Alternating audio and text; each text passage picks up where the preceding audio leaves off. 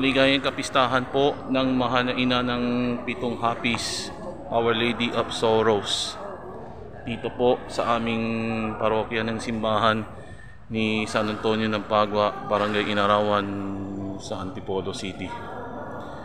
At mamaya po ng 5 o'clock ng hapon, mag-uumpisa po ng prosesyon ng ganima ng hapon. Kita-kits.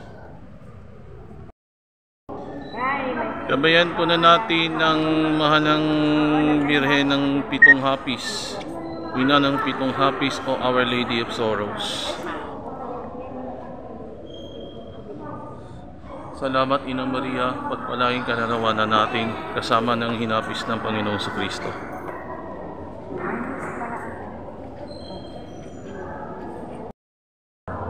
Maligayang kapistahan po, happy feasting po ng Our Lady of Sorrows, umahal niya ina ng pitong hapis, at to God be the glory po sa kanilang lahat.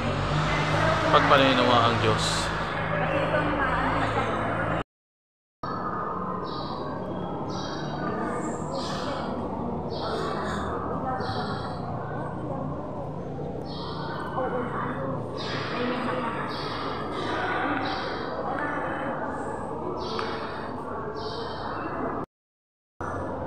Hanggang 5 o'clock ng hapon mamaya pupunta ako sa church, seminary church po yon, before 5 o'clock in the afternoon.